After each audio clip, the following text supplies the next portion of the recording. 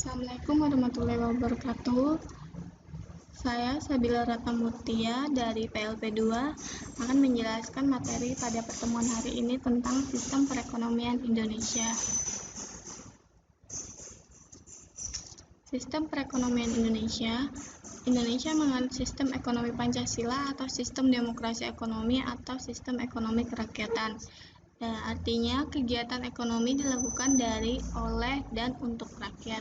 Demokrasi ekonomi menunjukkan arti bahwa produksi dikerjakan oleh semua masyarakat dan untuk semua di bawah pimpinan atau pemilihan anggota masyarakat.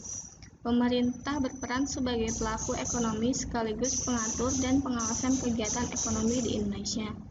Sistem ekonomi di Indonesia berdasarkan Pancasila Undang-Undang 1945 sehingga disebut sebagai sistem ekonomi berdasar demokrasi Pancasila.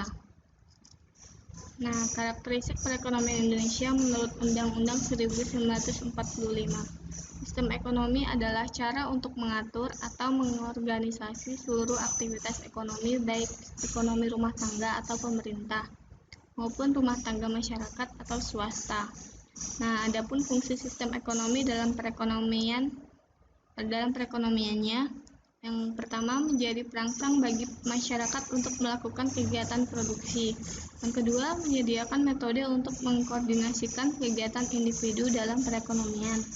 Yang ketiga, menyediakan mekanisme tertentu agar hasil produksi dapat dibagi secara merata.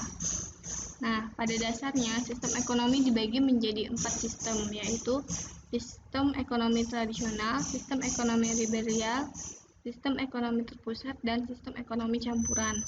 Dan masing-masing itu memiliki ciri-ciri khas tersendiri dan juga memiliki kekuatan dan kelemahan. Nah, ini adalah contoh-contoh kegiatan perekonomian di Indonesia. Yang pertama, perdagangan. Perdagangan itu melakukan proses transaksi jual beli, dan kegiatan ini bertujuan untuk mendapatkan keuntungan semaksimal mungkin. Yang kedua, jasa. Nah, jasa itu merupakan salah satu contoh kegiatan ekonomi yang mampu memberikan pelayanan kepada setiap orang yang membutuhkan. Dan ada banyak sekali bisnis yang bergerak di bidang jasa. Antara lain transportasi, jasa pengiriman barang, dan jasa ojek online. Yang ketiga, perindustrian. Merupakan salah satu kegiatan ekonomi yang juga banyak dilakukan oleh masyarakat Indonesia. Yang keempat, pertambangan. Kegiatan pertambangan ini dapat dianggap sebagai salah satu cara untuk mengambil kekayaan yang memiliki nilai guna tinggi. Nah, sekian dari saya. Mohon maaf jika masih ada kekurangan